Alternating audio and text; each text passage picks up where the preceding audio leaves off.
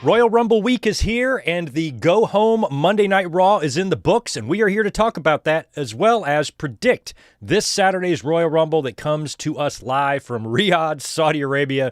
We're going to be here doing a watch-along for that. It's going to be 11 a.m. for me here on the West Coast to get up and be camera-ready in the a.m. To watch this pay-per-view with you guys this coming Saturday, which we will be doing, and we'll be here to review it as well. But today, we need to predict this sucker, and last night's Monday Night Raw was pretty interesting. Not the greatest show, but there's a couple of things I think that are hinting to us what WWE might have planned for a couple of our more head-scratching storylines. The big one, of course, being AJ Styles and his retirement and everything we saw last night between AJ Styles and CM Punk and their championship main event, which I got to say was fun to see. I don't think the match was very good, but the match itself was really awesome that we got a one-on-one AJ and Punk match finally right here at the end.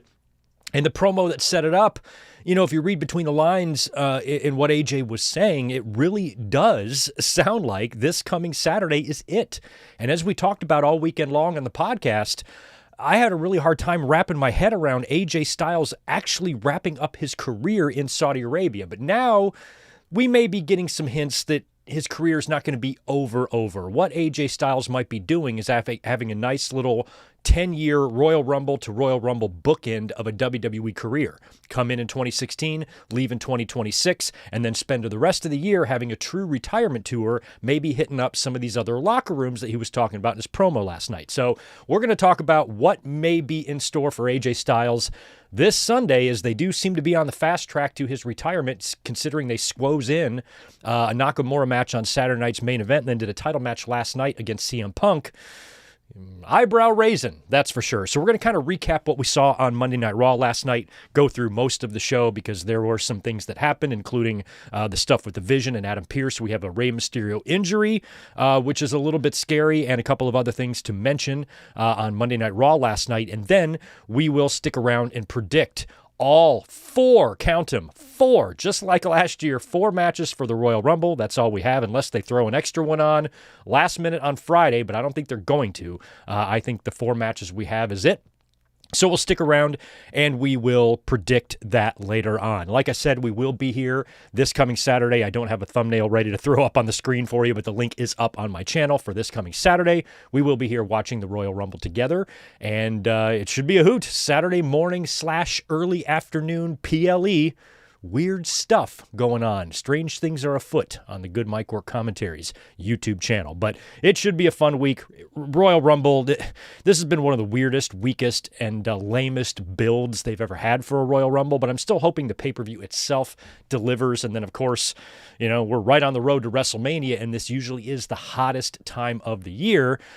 So hopefully WWE can step it up and give us some good quality stuff for the next couple of months, because things have been, you know, a little lackluster over the past year or so across not just WWE, but other companies as well. So hope you guys are having a great day. This is a Tuesday afternoon. I'm never here on Tuesday afternoon, so I thought I would come up at 6 Eastern, 3 Pacific, so we could get this done before NXT airs for those of you who like to watch NXT. I don't watch it, but for those of you who want to watch it, I'll try to be done so you can. Let me just do some quick shout-outs here in the chat here, and then we'll jump right into the Raw recap, and then we will predict the Royal Rumble. This won't be a super long 2-hour podcast or anything, but we'll stick around as long as you guys want me to, because one thing about the Rumble and WrestleMania and this time of year is the speculation is running wild. My predictions are a complete fucking crapshoot. I have literally no idea, especially with the men's Rumble. Got it narrowed down a little bit more on the women's, but the men's Rumble, it could be fucking anyone, you know? So the cool thing about that is when you look at each potential individual winner, you can see each potential individual winner having all sorts of different paths, you know, to get there and beyond, and it really can increase the speculation. So we can kind of run through a lot of names here in terms of potential winners, and if I think it's a good idea, bad idea, not necessarily a bad idea, but something that I think they'll do this year, or if they're going to wait on it, what might be in store for SummerSlam. You got to think about the rest of the year too. Try to look big picture in 2026 and try to piece together what we think WWE might do. But if these WWE Unreal shows are any indication, they don't know what the fuck they are doing back there, because they present this show as a way to show how smart geniuses they are, but they just come off looking inept. And we've seen that whiteboard. We've seen lots of potential matches on that board that never happened, and it's only January. So whatever WWE currently has penciled in for WrestleMania right now, I don't trust that'll even be the case.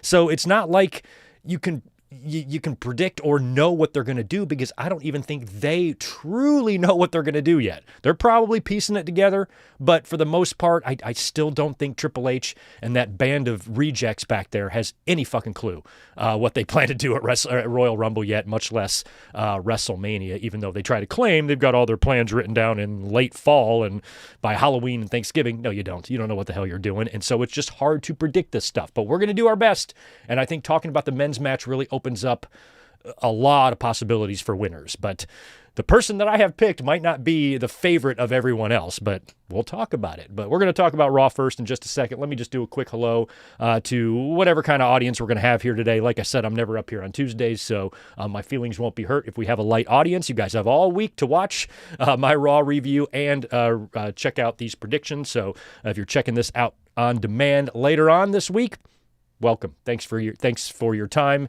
Hit the thumbs up, drop a comment in the comments below. Good to see our friends Melissa, Tatanani, Handsome Steve Jacobson. That makes two of us. Garrett Osborne, Isaac, Jordan Smith. We've got Gilbert. I see in here David Brown, Nostalgic Guy. What's up? Yes, is this really live? This is live. Tuesday afternoon. We got to bust out these predictions at some point, and I wanted to recap last night's Raw, so boom, Tuesday live is what we're doing. Zach Palgett, good to see you. John Fitzmaurice is here. Sonic Plays. Rodrigo.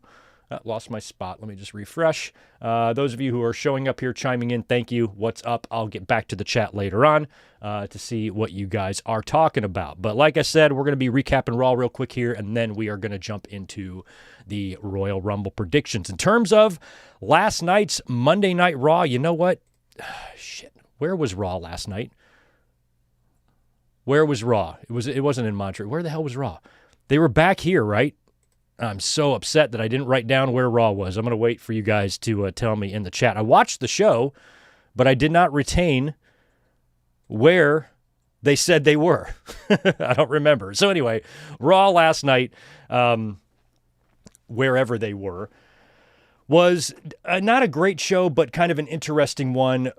Toronto. Thank you. Thank you so much, John. They were still in Canada. I knew that. They were in Toronto. Yeah, they were in Montreal for SmackDown. Now they're in Toronto, and now they're all jumping back on a plane, heading over to Saudi Arabia, and I'm sure some of the WWE roster has not seen their families or their homes in a while because they were just over there forever for a couple of weeks of TV doing the European tour, and then they have to come back over here to Canada to work a Montreal and Toronto Raw, SmackDown, and Saturday Night's Main Event, respectively, and then head back over to Saudi Arabia. Most of the wrestlers probably over there all week long doing promotion. So, yeah, that's a big couple of weeks there to be that far away from your comfort zone, you know, and I'm sure a lot of talent maybe have not been home in a couple of weeks, and that sucks. That's the nature of the biz, I guess. But anyway, last night's Raw in Toronto opened up with AJ Styles and CM Punk having a really fun in-ring interaction. This was AJ Styles.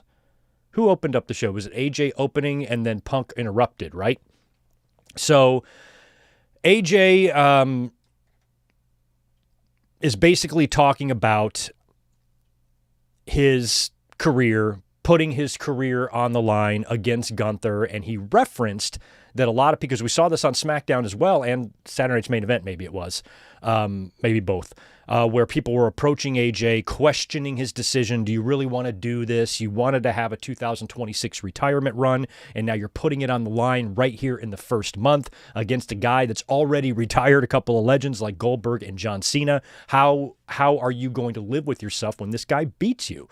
Basically is what they're saying, and AJ's kind of getting a little bit annoyed with people doing that, and mentioned, I don't know if he mentioned this before or after CM Punk came out, but one thing that he did say that I think you have to pay attention to, and it's something that's kind of started to become on our radar lately, because after Saturday Night's Main Event, and we did a review of that show on Saturday, but we didn't really talk about the feeling that we were getting that this really might be AJ's retirement, because that match with Nakamura was very good, very fun, very emotional. The show of respect at the end, the two of them there sharing that moment in the ring for what will be 100% the last time ever, it started making us think, oh shit, maybe he really is retiring.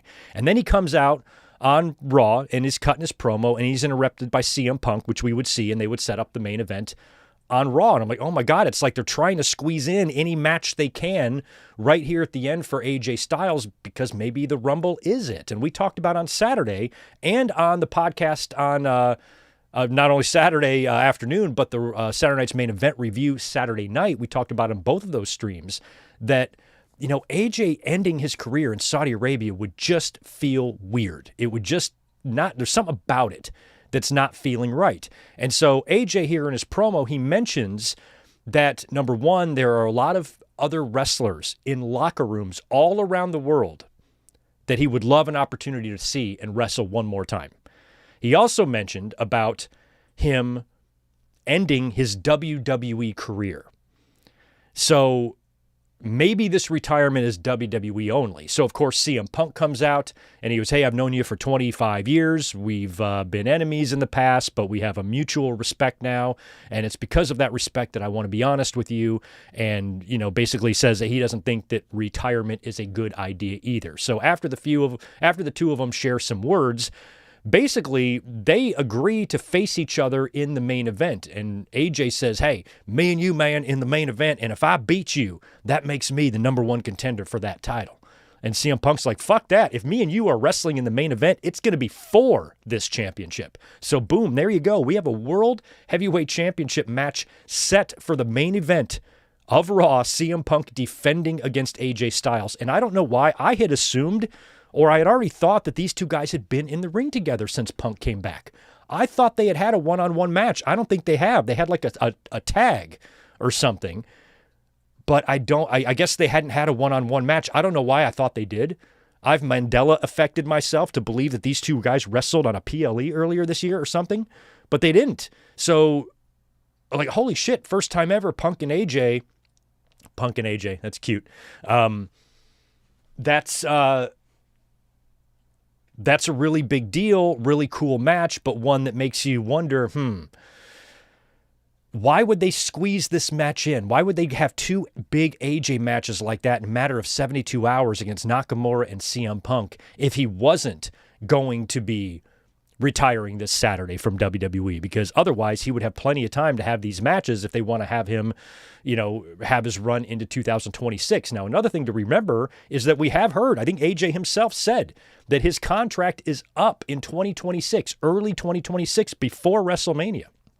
We had talked about that last year. So I think my thought on it was, well, if his contract's up, I mean, we've seen it happen before. They'll probably just negotiate a little extension so he can have his retirement run. And I was thinking that maybe WrestleMania would be a good place for him to retire initially. I keep thinking back to that Kurt Angle retirement and how disappointing it was. And I'm like, they got a chance to do a better one here with AJ Gunther retirement match. It doesn't have to be the main event of something. I mean, Ric Flair retired in the undercard at WrestleMania 24, remember? So you can do that match and still make it very, very, very special without it having to be the main event of one of the nights. But, then the more we thought about it, AJ has said now a couple of times that he wants to have a 2020, or the announcers have even mentioned that he wanted to have a 2026 like retirement tour run, where we see him most of the year. So if all of that comes to an end right now, which it appears like it is because they're fast-tracking all this stuff to get AJ retired, the only thing that my brain is able to accept here is that maybe this is not a full-blown retirement. Maybe this is a WWE retirement. And if that's the case, I think that would be really cool. If AJ actually allows, if his contract is up and then he's a full-blown free agent, because one company that we've mentioned several times is TNA. TNA now is a couple of weeks into their AMC run, not doing great numbers-wise, but, that doesn't mean they can't, build from that, even though they're off to a really, really horrible start. I still believe that TNA is capable of producing a weekly wrestling TV show worth watching. We just haven't seen it yet. But if AJ were to go back over there and maybe win the world championship one more time, again, you can't just you put the entire company's success on the shoulders of somebody who's retiring in 9 months. But man, that would sure as hell help them out. And that would definitely help boost some numbers to have AJ headline one of their pay-per-views and be a part of their television on AMC for a little while, get a run with the title, get whatever closure he wants to get done there, and then maybe move on. Maybe hit up New Japan, do a match or two over there, get any closure you need to get over there.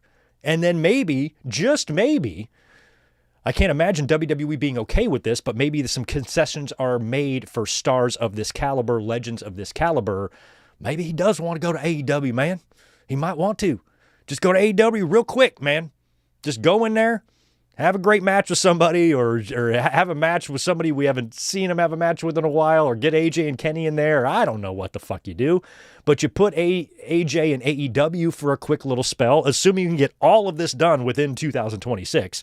And would AEW be willing to bring in somebody who just spent the last 10 years in WWE and isn't going to be sticking around and might even go back to WWE to take a front office or producer or agent job? Is that something that Tony Khan would even want to do? Bring AJ in, use him only for him just to pass through the company. I don't know if that's really the case, but a lot of people have brought up, or if that would be the case, but a lot of people have brought up that maybe even AEW could host an AJ Styles match before he retires. And this is, he's a journeyman. This is somebody that went to WCW, even had dark matches in WWE. So he was in the two big ones back in the day. Then all that time in TNA, time in Ring of Honor, time in Japan. Now maybe perhaps back to TNA where it all started, and if he wants to complete the cycle, maybe go in and try to get something done in AEW. I think AEW would be a stretch, but if someone like AJ, if this is a professional goal that he has, or something that he wants to do after a career that has been as long as his, I feel like he has the right and should be given the right to choose however he wants to go. And if he has this idea of, I want to have a match here, here, here, and here, I don't think that anybody should stand in his way of that. Certainly not Triple H. But with Tony Khan, that would be like him saying, okay, yeah, come on in for 8 weeks and then leave, and we're never going to see you again. I don't know if he'd be really willing to do that unless they brought AJ in for like a 2-year contract. He wrestled for a little while, stuck around for a year as a manager or something like that, and then went back, because I think a lot of people think he might go back to WWE and be some sort of a ambassador, agent, producer, or something in the company. Many people have talked about that. So him even going to AEW, if Tony Khan is aware that that's the case, he's just going to come in and use my platform as a way to get his retirement closure. I don't know if I really want to be a part of that. I'd love to have AJ permanently on our roster, but this is the end of his career. So how's it going to benefit my company to bring him in? The fans are going to love it. Don't get me wrong. But we're talking about such a short-term amount of time here. I'm letting you come in, take TV time away from my people, and then leave. I don't even know if AJ Styles would feel comfortable with that. But I think a lot of the talent would. I think a lot of the talent in AEW would love to have AJ come in and do something for a little while. So the way all of this is being set up, the way I was kind of saying, earlier, a week ago, basically, when I was saying there's no way AJ's retiring at the Rumble. There's going to be something. He's going to beat Gunther, and then Gunther's going to come win the Rumble or something like that. There's no way that AJ Styles, this good old boy from Georgia, is going to end his career in Saudi fucking Arabia. There's just no goddamn way. But if he ends his WWE in-ring career in Saudi Arabia, not that big of a deal. Because like I said, I'm a big fan of like things that are like even and stuff. And I just think that that's cool that AJ, after spending so many years outside of WWE, many fans, much like Sting, thought he would never come into the company. And then he does. And he spends just a solid 10 years then, 10 even years, Rumble to Rumble, where he accomplishes so much in that 10-year chapter, that chunk that doesn't extend beyond or that. It's just that chunk. I love that neatness to it, because when he showed up, when he debuted and came out at Royal Rumble 2016, I don't think we've heard a pop that loud since. So for him to wrap it all up at the Rumble, the same show that he debuted at a decade ago, puts a nice little bow on it. But the way they've rushed it, the way that the match is taking place in Saudi Arabia. None of this feels natural at all. It feels off. I don't think it feels right. So if he loses, and then we got to wait for them to come back to the States and everything, it might be a couple of weeks before we might be bitching about, I can't believe WWE ended AJ Styles' career. Fans might be going nuts about that for a couple of weeks until he just shows up in TNA. So that's what we're going to talk about later when we do our predictions, what kind of finish they can do for AJ and Gunther, because I think it could go a couple of different ways, because we have seen AJ already beat Gunther. So maybe Gunther screws him, AJ finds a loophole back in, or maybe it just means AJ's WWE career is over and we get him in TNA and a couple of other places before he hangs it up for good. But we'll talk about that later on. The match for Raw last night was set up right here in the opening segment. And it was just cool to see Punk and AJ interact, probably the last time. And I liked it. That would be our main event match for Raw later on. I'm not going to run through every little bit of Monday Night Raw, but I do want to mention the 6-woman match that we had. It was Rhea Ripley, Io Sky, and Stephanie Vaquer, the very much not injured Stephanie Vaquer, no walking boot. Remember how much I've been talking about that? I was convinced a few weeks ago she was forfeiting the belt and they did an injury angle so she wouldn't have to relinquish it and they could just strip her and do something and have her come back. She's back. She never had to relinquish the belt. She's fine. She worked this 6-man with Rhea and Io, or 6-woman, I should say, and the babyfaces won. They put down Judgment Day, Liv Morgan, Roxanne Perez, and Raquel Rodriguez. Rhea Ripley pins Roxanne Perez for the win there. And when you look at these 3 women, you have to wonder what they are all going to be doing at WrestleMania. In terms of Stephanie Vaquer, it was announced later on in the show that Raquel Rodriguez would be getting that World Championship match next Monday on Raw. I thought they might add this to the Rumble, but this is the 3rd straight Rumble without a women's title match. I think the last couple of Rumbles have only had like the 4 matches, the 2 singles or the 2 matches, and then the 2 Rumble matches. So Stephanie is going to be defending against Raquel Rodriguez. Now, one thing I don't like about this is that Pierce gives Raquel the title match, and Raquel, how come she didn't say, well, what happens if I win the Rumble? Like, what happens if Raquel wins the Rumble and then she wins the title on Monday Night Raw? She cashes in on herself? She faces herself at WrestleMania? That would be hilarious. That would be a first. Why hasn't that happened yet? And I would like to see somebody get cute. Wins the Royal Rumble, but then wins the title right after that.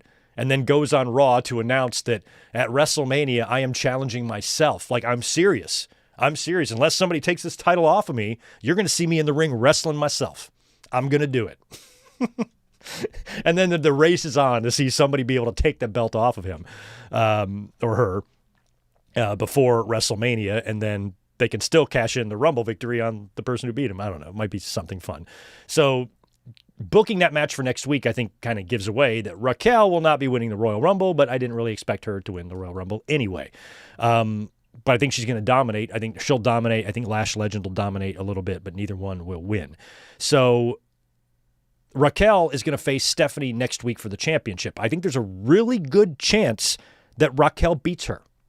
I do. Because right now, one of the odds-on favorites to win the Women's Royal Rumble is Liv Morgan. And when you look at the other side of the coin, another name that's popping up on the SmackDown side is Bianca Belair, who's been out for some time. So Bianca and Jade would be a wonderful WrestleMania match. I just don't think you necessarily need the Rumble to get there. You can do that shit in the chamber. But I also feel like if Bianca's going to return after all this time, she probably should win the Rumble. But I think there's more story if Liv does, because if Liv wins the Rumble and then Raquel wins the title on Monday, that's instant problems there. And everything going on with Finn Balor feels like they were kind of heading to a babyface turn for him, but now they backed off of it. But I think it will eventually happen. Maybe this will, in fact, be the full-blown end of the Judgment Day, because when Balor comes back, or when Dom comes back, he's probably going to be involved in however this thing implodes. And Raquel and Liv now kind of being on opposite sides, since Raquel has the Royal Rumble victory and Liv's probably going to do what most heels do in that situation. Raquel has the title. So Liv will do what most heel Rumble winners do in that situation, encourage them to challenge the other championship. You should go after Jade Cargill. You should do it. And then me and you will dominate together or whatever. So that's probably what Liv will be pushing, Raquel will be pushing Liv to do. But I think there's more story there if Liv is the Rumble winner and Raquel has the belt. That can all contribute to Judgment Day story and fill TV time. So it might be better for Liv to win. In terms of the other two, you got Rhea Ripley and Io Sky. What the fuck are they going to do? It is crazy to say and to feel like neither one of them are going to be involved in the title situation at WrestleMania. Right now, it feels like it's probably going to be Stephanie, Raquel, Liv-ish, and Bianca and Jade over on the other side.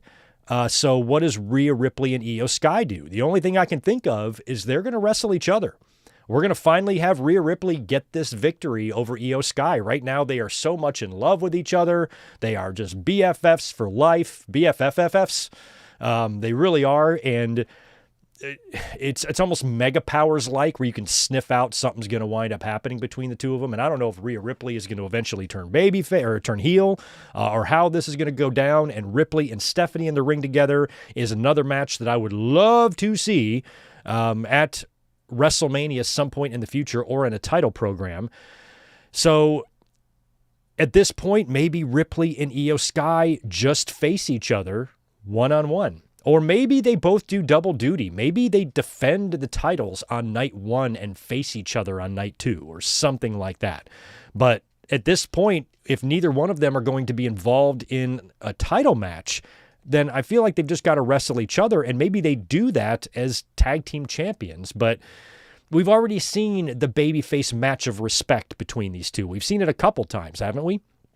Io beat her for the title. They did the match at Evolution, and Naomi cashed in. So Rhea Ripley still needs that win over her, and maybe they tie in some sort of a Ripley heel turn. What do you guys think they do? What does Io and Ripley do? Because don't say they're not going to be on the card. They are going to be on the card. And I'm really surprised that they're not going to be involved in the world title situation either. And neither one of them seem to give a shit about the Intercontinental Championship. So whatever they do, I feel like it's got to be together. And maybe they defend, maybe it's just a tag match. Maybe it's Rhea and Io. They go into WrestleMania as tag team champions, and they drop the titles there. Then, on the next Monday's Raw, Ripley turns heel on Io Sky or something like that. Unless you want to throw the belt on one of these two, maybe Stephanie Vaquer, maybe Raquel Rodriguez is a transitional champion. Maybe Stephanie is facing Raquel, so Io or Ripley don't have to beat her for the title. So maybe Raquel wins the title next week. Maybe they do an injury thing with Stephanie to kind of knock her out so she's not right back there trying to get her belt back.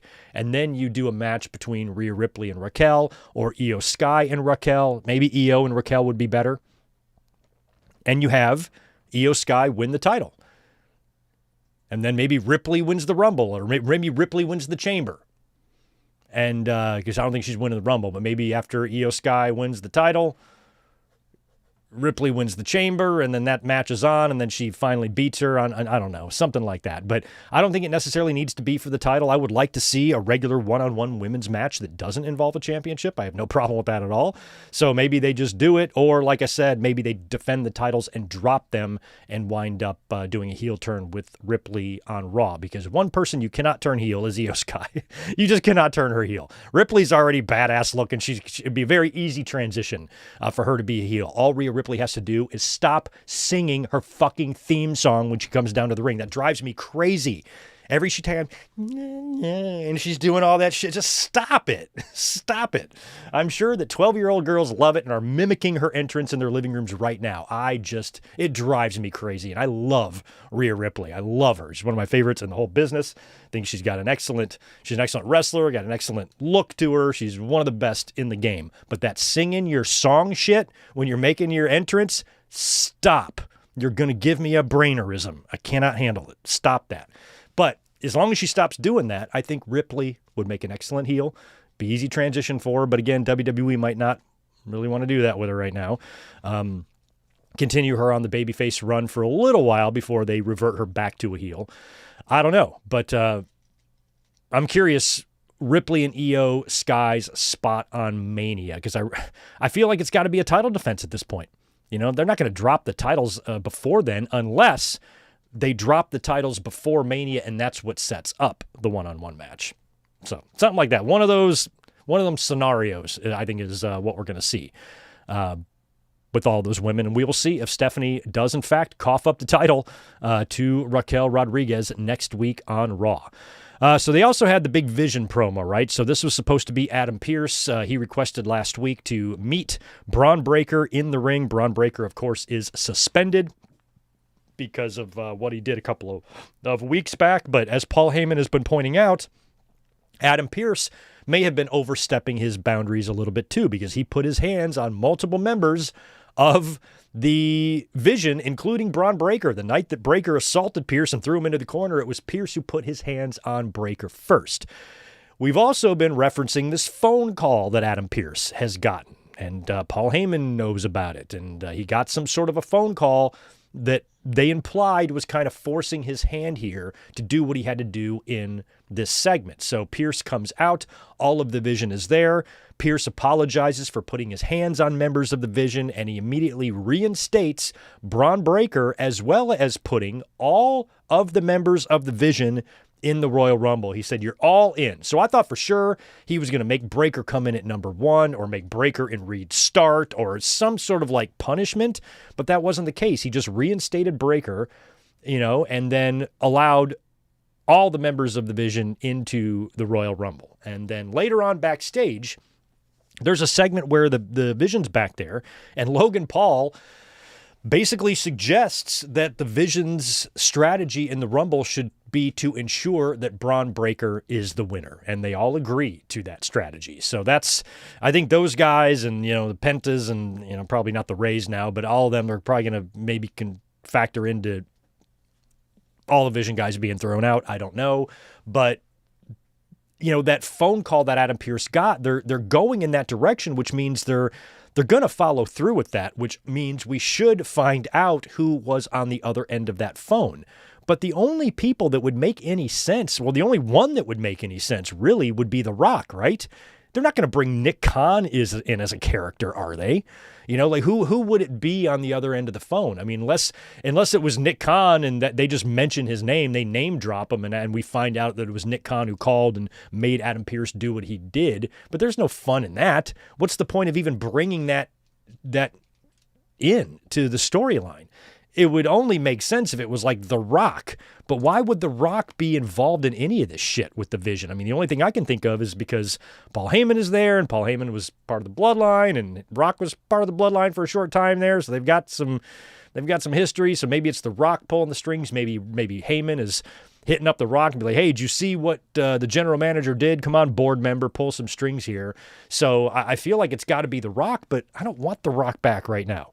Just bring The Rock back next year, have him do a stupid fucking retirement match at WrestleMania 43 in Saudi Arabia, and then call it a day. I don't really need him to be a part of anything anymore, because every time he comes, we don't know if he's sticking around. And last year was such a disappointment, how high and excited we were about that John Cena heel turn and The Rock's involvement, thinking we're going to get this, this alliance between these two mega giants, and for it just to not materialize at all. So, and The Rock has come out a couple of other times. The pay-per-view a year or so ago where he came out and did the thing with the fingers, and that meant jack shit. So I don't want The Rock to be a part of this, unless they just kind of halfway mention it was The Rock that called, or I don't know what. But the fact that they're going there makes me think it's got to be The Rock. It's not Triple H, because Triple H is 10 feet away behind that wall. If Triple H had some sort of ruling to make, he would just do it on camera. Who the fuck is on the phone? Vince? Better not be Vince. So somebody was on the phone, and I think the only person it could be is got to be The Rock, but it doesn't make sense for it to be The Rock. Why would The Rock want to be involved in the stupid Vision storyline? It doesn't, to me, it doesn't make sense that it would be him, but who else would it be? So it can only be him. Is it Linda? No, she's too bad. She's too busy tearing down the educational system in the country, but who would it be? Who would make it, who would make sense to be on the other side of that phone, So anyway, after all of the Vision members get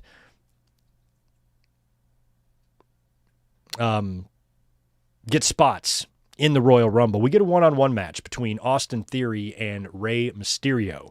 And Theory gets the win here. We had the Vision out there. We also had Penta and Dragon Lee out there. All sorts of interference. And When the dust settles, Theory ends up hitting Ray with a stomp and getting the win. But before that, Ray did an outside of the ring dive, and he also did kind of like a baseball slide where he landed in between the second and bottom rope. And it had to have been on one of those two moves that he got hurt. And then when Theory hit him with the stomp, Ray kind of even rolled through the stomp. So it wasn't, I don't think he got hurt on the stomp itself. And then Theory pinned him, and then they go into the post-match brawl with all of the guys. And I think it's Breaker, somebody's going over there trying to fuck with Mysterio, and Logan's like, stop, he's hurt. So he's clearly hurt. Ref puts up the X sign. Ray is kind of like resting or laying underneath the bottom rope, injured. Something is hurt. Kind of looked like it was a shoulder. Don't really know. I tried to peek around online this morning. I didn't see any updates on what might be wrong with him, but he was out and taken away, and they had to do the whole post-match beatdown basically around him and leave him alone. So that is a devastating injury. That sucks. If this is anything serious, it appeared to be serious. You got to remember, Ray is pretty old. So, it's if he's done another shoulder tear or something, that really sucks. I don't know how much longer Ray planned on staying in the ring, but the way I saw things going for Ray, we talked about it last weekend. We talked about it this weekend before he even got hurt. I said at this point for Ray in his career, he's the one guy I don't think Gunther should retire. I think that should be reserved for Dominic. And the way I see it going is I think Dominic this year is going to win the Money in the Bank briefcase. Dominic will then successfully cash in that Money in the Bank briefcase, and the very first opponent he's going to have is his daddy, and it's going to be career versus title. Rey Mysterio, Dominic Mysterio. Or maybe it's career and mask versus championship, And then Ray, he's retired by his son. I think that's the way it should go. In a championship match, Ray will be champ, or I'm sorry, Dom will be champ by then. Dom will be probably world heavyweight champ. I don't think Dom will cash in and win the WWE title. He might. But I think Dom will probably be the world champion, is the belt he will cash in and win.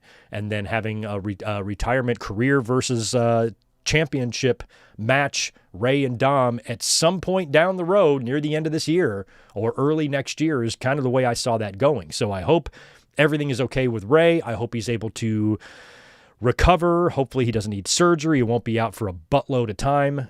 But I think it's time for Ray to wrap it up too, because these things are just going to keep happening. And if he wants to retire and then he gets injured right before he's planning on retiring, that would just suck. So hopefully Ray is all right. And whatever's going on with him, it's not too serious, but it very well could be. Don't really know yet unless some information or news has come out that I haven't seen. Let me know.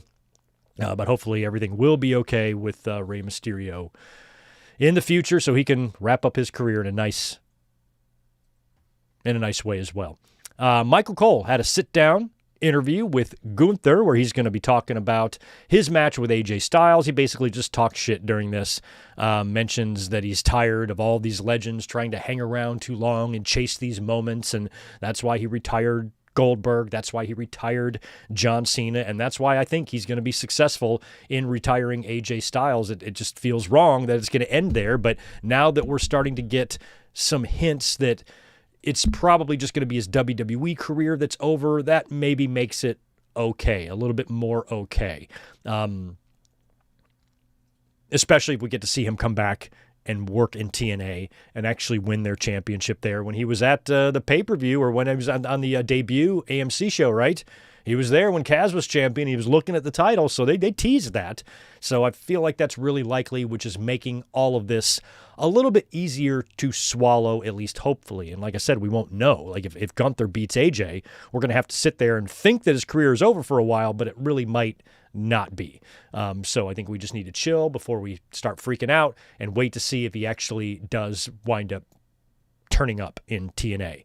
But we'll talk about that match and how it could go here in a minute when we do our predictions. Also, we have brand new number one contenders for the tag team titles. I don't have a pick of this match, but the Alpha Academy, Tozawa and Otis, had a fun match. Tozawa went off.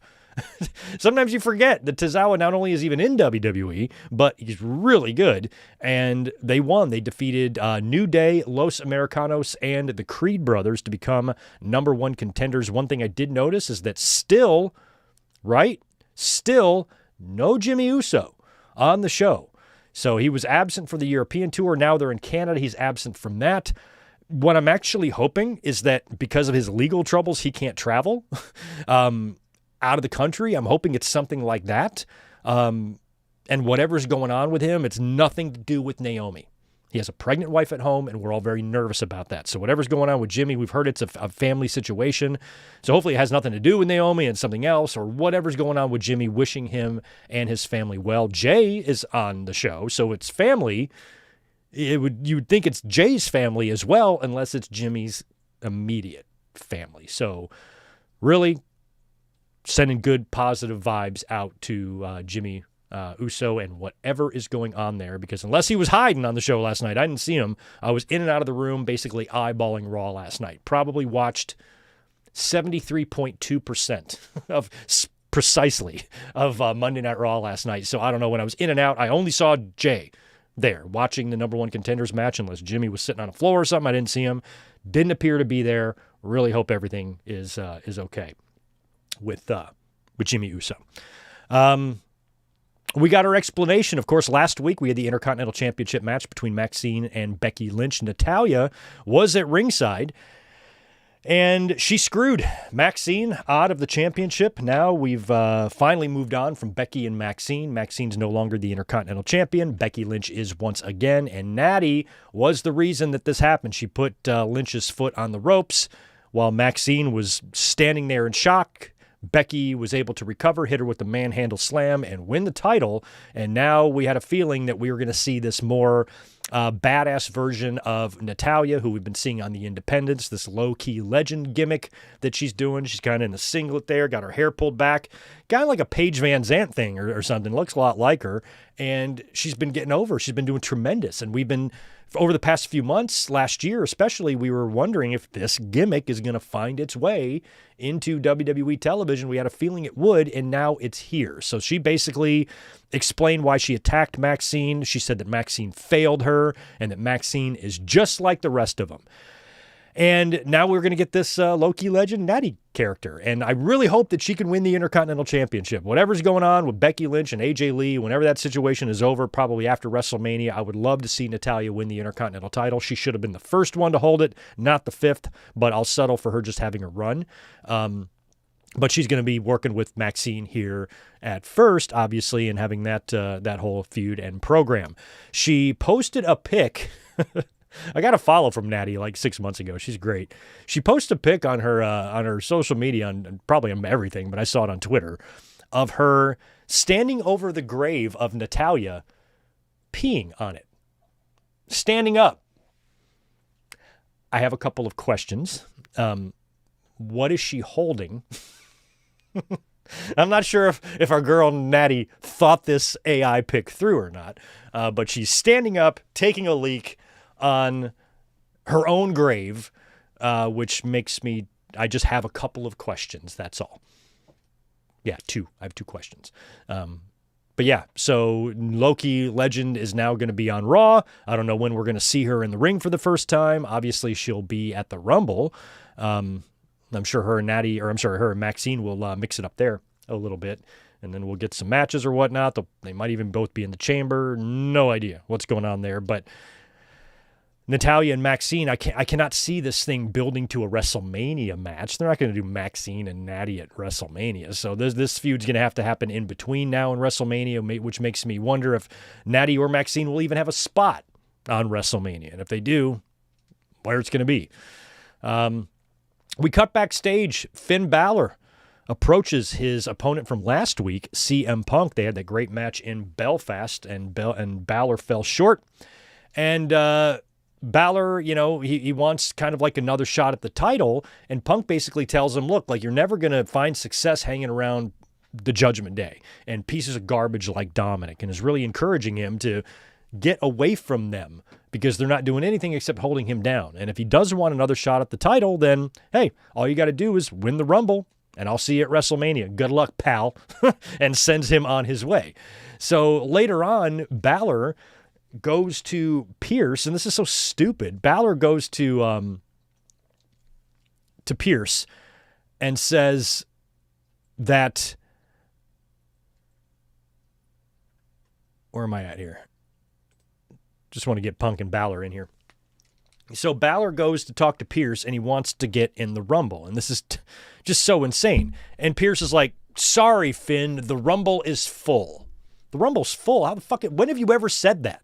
When have they ever been like, nah, sorry, Rumble's full or whatever? I guess maybe they've done that a couple of times, but you never, whenever we go into one of these Rumbles, especially a modern Rumble, you only know like a third of the people that are declared for this thing. If you go up on WWE's website right now, the list of people who have declared, I think it's only like 12 or something. I had it right here. Here's who WWE says has declared for the Rumble. Roman, Cody, Gunther, Jey Uso, Rey Mysterio, who's probably now out, Dragon Lee, Penta, Braun Breaker, Bronson Reed, Logan Paul, Austin Theory, Javon Evans, and Oba Femi. So that's 3, 6, 9, 12, 13. And if you minus Ray, if he's hurt, that's 12 people. That's about a third, a little bit more than a third of the participants. Obviously, we have surprises. You're going to have maybe some NXT people, but there's no way the field is completely in concrete set. What is Pierce talking about? There's no room in the Rumble. Balor could be like, look, bro, I just pulled up WWE's website. There's 12 names. One of them just got hurt out there. You damn sure have room for me. But Balor seemed to accept that, and Pierce says he's not in the Rumble. But I think Balor will find his way in. I'm also curious, if Dominic's going to make the trip over there. Don't really know what his deal is. But Balor talks to Punk, and then he gets shot down by Adam Pearce. And also backstage, AJ Styles, I think during one of those funny commercial breaks, Javon Evans declared for the Rumble, but then later on, Javon had a really weird exchange with AJ, and it was one of those ones, like, I had it on right here on this TV, but I was all the way over there on the other side of the room, and I was looking from over there, I'm like, what are they doing? And there was just this awkwardness between them. I have no idea what that was even about. Are they implying that when AJ gets retired by Gunther, he's going to wrestle in TNA, and he might face Javon Evans there? I mean, they bounce around Leon Slater everywhere. Maybe Javon can go to TNA and work with AJ or something. Is that what the fuck were they setting up? What was the point of that? I didn't even bother to rewind it and try to see what was said. I was just like, what? I don't even get what that was. But if you guys know, let me know. Javon and AJ had a little backstage with each other. It was kind of weird, but Javon is also now in the Rumble, and I'm so happy to see that he is not hurt, because they stopped the match that he was in last week, and we thought he was hurt, but turns out it was just a scare, and he's going to be all right. That is very, very, very exciting. And that brings us to last night's main event, CM Punk versus AJ Styles. You know, I think it's on the CM Punk DVD, some documentary. It's got to be the DVD. The Punk DVD they did 10, 12 years ago, whatever it was, really good. And I forgot which one of his friends, it might have been the Rancid guy, might have been Ace Steel. I don't remember. They're interviewing a bunch of people about CM Punk in his younger days.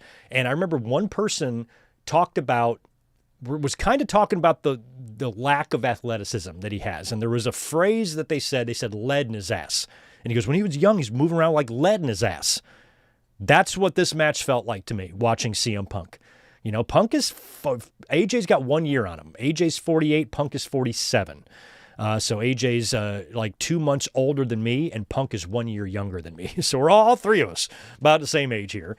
But AJ, you know, is just so much more of an athlete. You know, Punk, even in his younger days, in the prime of his physicality, he was never super agile. He wasn't doing shooting star presses, and he wasn't flipping or anything like that. So he could never really work like that anyway. But when he was sloth-like. He was just very slow, like he had something tied to him, or like he had lead in his ass during this match, and it didn't come off nearly as good, I don't think, anyway, my personal opinion, as AJ and Shinsuke Nakamura on Saturday did. But to me, I can let all that go. To me, I'm trying to wrap my head around the fact that we're watching AJ Styles wrestle for the final couple of times here, and this is AJ and Punk. I'm more interested in the novelty of that more than what the in-ring quality of the work is, I suppose. So I kind of like gave him a pass here. It was just cool to see it. Crowd wasn't super into it either. It felt like they could have been a little bit more energetic, but that probably had to do with what was going on in the ring. But it's still AJ and CM Punk. It's still a big-time match, big-time championship match. 2 weeks in a row, right? Because didn't Balor got a shot at the title last week. So Punk really being a fighting Bret Hart-like champion here, which I really appreciate the fact that he's been able to have these matches, have these title defenses on a weekly basis, and more importantly, stay healthy through all of that. That's a big deal. So this match ends with no winner. Not a big surprise there. I thought Punk might beat AJ, especially if AJ is really going to leave. You know, they might beat him, but they probably want to have AJ not lose until he faces Gunther. So a DQ felt pretty obvious here, and it was Finn Balor coming in to spoil the party. He shows up after we feel like backstage all night long we're seeing the evolution of a babyface turn for Balor. They do a complete 180 here. He jumps in the ring and attacks CM Punk, beats the hell out of him. The bell rings. We get a no contest as the official decision here. And Balor winds up beating down CM Punk. So it looks like Balor will wind up getting another title shot or something. He's going to hopefully get some sort of a push this year. We heard he was supposed to get one last year. It never came. Maybe this one will finally come, and maybe we'll finally see the demise of the Judgment Day.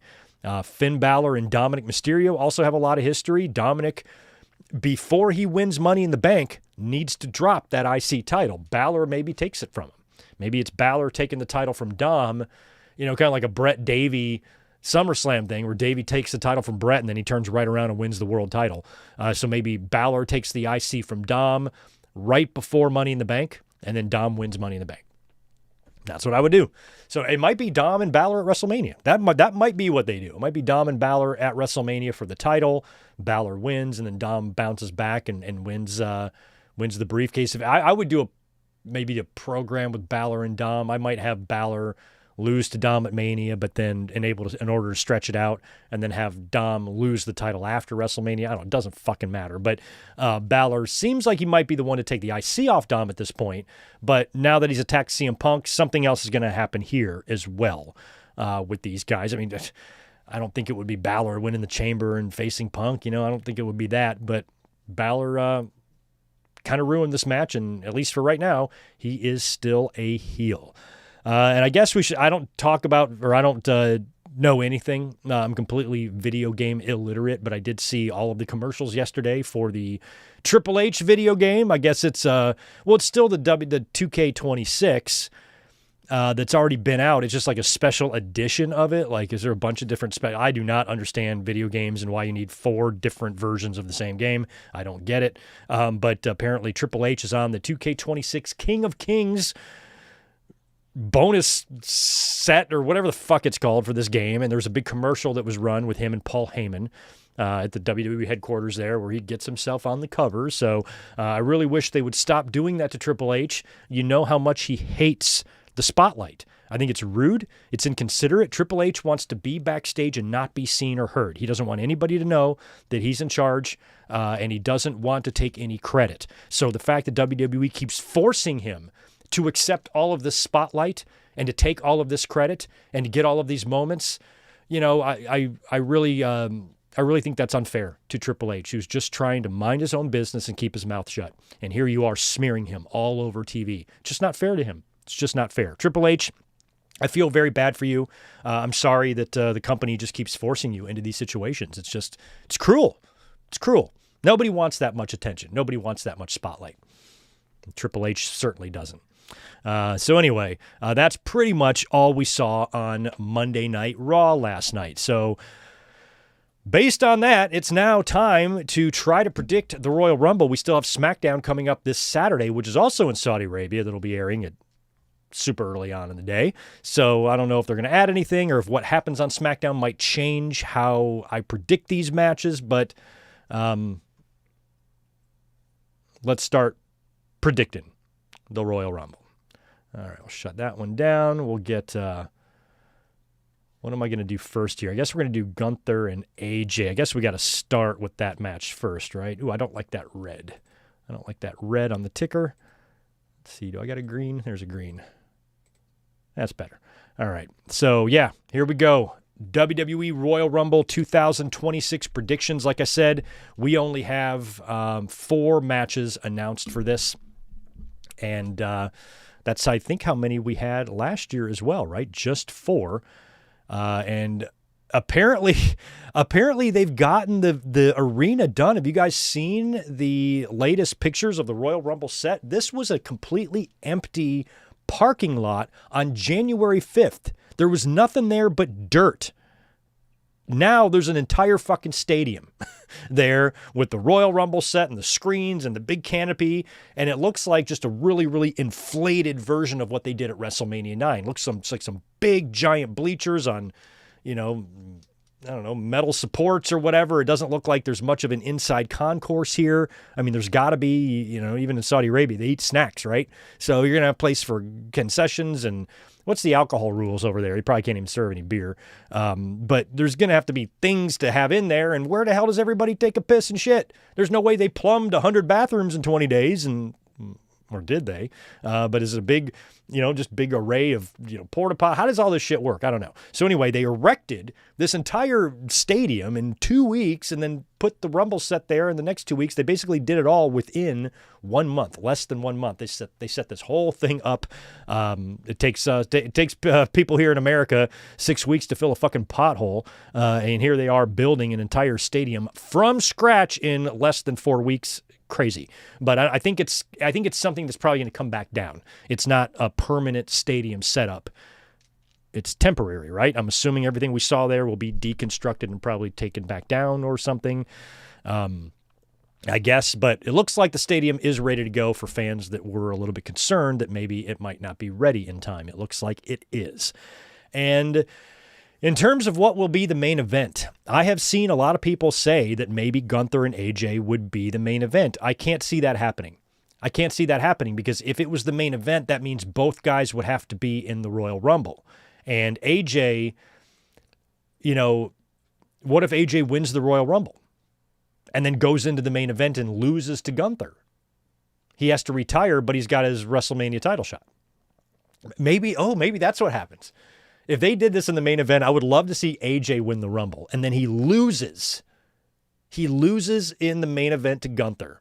Like if the men's Rumble opens or something. This is all not going to happen, so don't get excited. I cannot see. A lot of people have mentioned AJ and Gunther main eventing. I cannot see that happen. But let's say it did. That means AJ is going to be in the Rumble. Unless he wants to not be in the Rumble to save his strength for his retirement match. But if AJ was in the Rumble and then he won it, and then Gunther retired him, AJ could cash in his Royal Rumble victory at WrestleMania against the TNA champion. Charlotte cashed in on Asuka that one time, right? Why don't I say cashed in? But I still think it's called cashed in. I'm getting Royal Rumble conflated with Money in the Bank.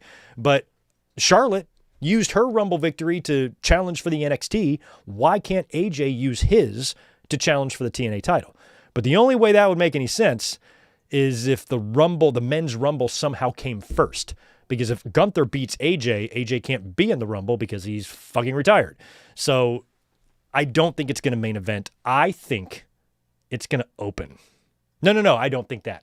I'm wrong. Women's Rumble is going to open. Women's Rumble will probably open, but we're still starting with this match to predict it. Don't know where AJ and Gunther is going to fall on the card. Don't know yet. But like we talked about earlier, there's lots of different things they can do here. One thing we know for sure is that it just does not feel, something is definitely off about this. AJ retiring in Saudi Arabia just seems wrong in so many ways, but the way they've been setting everything up on TV the past couple of days and weeks, especially with the Nakamura match on Saturday, the Punk match last night, feels like they are on the fast track to get AJ retired, which is not really fair to him, I don't think, unless it's not a true retirement. If this is just a WWE retirement. AJ made mention last night about ending his WWE career, WWE specifically, ending my WWE career. He's also talked about men in locker rooms around the world that he would still love to work with this year before he retires. So he beat Gunther, or he lost to Gunther on Raw at the beginning of the year, but he had him beat. Gunther was tapping out, referee didn't see it. So this match, I think, could go a lot of different ways. One possibility people have mentioned is that AJ beats Gunther, extending his career, and then Gunther comes back and wins the Royal Rumble later. I don't see that happening because I just don't see Gunther winning the Rumble. I don't see him being the one to win the Rumble. I think the men's Rumble match is going to close, and I cannot see Gunther winning that. I feel like Gunther, should either have the real retirement match with AJ Styles at WrestleMania or face Brock Lesnar or face somebody else that might be on the cusp of retiring or something like that. I feel like you got to leave Gunther out of the title picture, unless one match I think I would find somewhat intriguing, though, is if Gunther won the Rumble and then challenged Drew McIntyre, because Drew never beat Gunther. They wrestled in a triple threat at WrestleMania a couple of years ago, and Gunther pinned Drew in that match for the IC, right? That was a triple threat with Sheamus. So Gunther and Drew wouldn't be awful. I just don't think Gunther's going to win the Rumble. So I'm kind of ruling him out for the Rumble. And he is mentioning that he's going to be doing double duty. So the match with AJ could take it out of him, or maybe Gunther fucks AJ. Maybe something happens again. Maybe AJ has Gunther tapping out again, and then Gunther is able to cheat or do some shady shit and royally fuck over AJ and literally steal his career away from him. And then maybe AJ shows up and does a run-in the Rumble and eliminates Gunther. You know, it ain't over, motherfucker. You know, and then he goes to TNA or whatever. So I feel like that's got to happen. It's got to be something to where Gunther is going to win. I'm predicting Gunther to beat AJ. But I think something is going to happen. Gunther perhaps royally fucking him over, or just plain cheating to win. Maybe just hits him with a chair. Or maybe it's something even worse. Like, one thing you got to remember here, this is a normal match. There is no stipulation. These are standard rules. So AJ could get disqualified. Gunther might want to, or maybe Gunther brawls with AJ into the arena, and Gunther's got some handcuffs, and he handcuffs AJ to the fucking barricade and then hops in the ring, just lets the referee count him out. Imagine ending your career that way. So maybe it's some sort of a DQ or whatever it is. AJ feels wrong, the fans feel wronged, and they're not going to stand for it. Because one thing you have to be careful with is if AJ is going to come back prior to this retirement match and work in TNA or win their championship there, you want to make sure that he's not like undoing his retirement. We've seen that enough times. You know, even Shawn Michaels, we thought we were safe. Steve Austin, we thought we were safe. And they both fucking wrestled. So we've seen so many people just completely take a shit on their retirement. With AJ, I don't want to see him do that. It would be much easier to accept AJ coming back if he got royally fucked. He was not supposed to retire that way. That's bullshit. You know, and then he comes back and works a TNA match or whatever. It feels like it's got to go some way like that. So that's why I'm predicting Gunther. So I think AJ is going to fly all the way over to Saudi Arabia to work the one-on-one match with Gunther. And my question, though, is if AJ does beat Gunther, that means he should be in the Rumble. Shouldn't he? By default, like if he wins, that means his career still continues on and he should be in the Rumble. You know, so maybe AJ steals the win from Gunther, and then in the Rumble, Gunther gets his revenge by eliminating AJ, and then somebody eliminates Gunther, and then that issue is still persisting. They still hate each other, so we book the retirement match, both careers on the line. You know, you versus me. The loser retires at WrestleMania. But then you got like fucking 2.5 months to build that, and you don't need that much time. So I think it's just got to be Gunther winning, and then AJ is going to kind of disappear and then maybe resurface in TNA, and they're going to use some sort of a reason saying, hey, my WWE contract is over. All I did was retire from WWE, but I had a big career before I ever stepped foot into one of your rings, so I'm going to go and do my thing. And that's the thing. If WWE wants to completely be supportive of AJ Styles and even help him achieve this retirement run that he's wanting to have, I'd be really surprised if they would be just perfectly fine with him going to AEW. I can't see that happening. So I think if AJ is going to have some matches and have like a worldwide retirement tour, I would be super shocked if he had a match in AEW, but I'm really hoping he does. I mean, if AJ turned up in AEW, that would just be wild. You know, unless WWE is like, all right, after the Rumble, we'll see you in a year or two. Go have your retirement run. You might go sign a short contract with AEW, work a little bit there, and then come back to us, you know, in a year or so. We can give you a front office job, make you an agent, make you a producer, make you a coach at the PC. Imagine being coached. These kids today and their luck. Imagine being coached by Shawn Michaels and AJ Styles. If you fail, that's all on you. It's all on you. Nobody to blame but yourself. You get trained by those two dudes. Holy shit. So I'm going to pick Gunther, and I feel like the story that we're going to get is AJ will come back, and the first place we will probably see him is TNA, and he'll return there. They desperately need the help, that's for sure. So AJ coming back, it's like a little miniature version of Hogan coming back to the WWE or something after all those years and winning the title, winning the world title again in a company that he dominated. He was such a big part of, and AJ was like that to TNA, what he meant to them, what he means to their legacy, the years that he spent there, the titles he won, the back seats he had to take to the WWE people that they kept signing in that company. He's got a lot of history there. He might want that closure. Longtime hardcore TNA fans might want that closure, and I would like to see it too. So I'm hoping that that's what we get, because if AJ Styles' final time wrestling in a pro wrestling ring happens in Saudi Arabia, without, what's her name? Wendy? Without Wendy there? You got little kids too, right? You got to have Wendy. You got to have his family out there, just like Goldberg had, man. That's what AJ's got to do. He's going to fly his little rugrats over to Saudi Arabia to have some tearful thing in the crowd. No, that's here. That's in the United States of America, man. That's where that's going to happen. So I think that AJ's full-blown, final, in-ring professional wrestling match doesn't happen in a WWE ring. That's the way it's looking right now. And in a lot of ways, that's fitting. I love AJ's career in WWE. I will actually commend Vince McMahon and the WWE at that time, because when AJ came in, part of the reason why I thought we would never see AJ in the company is because WWE doesn't push people like him, and WWE usually doesn't like to make big stars out of people who became big stars outside of their company.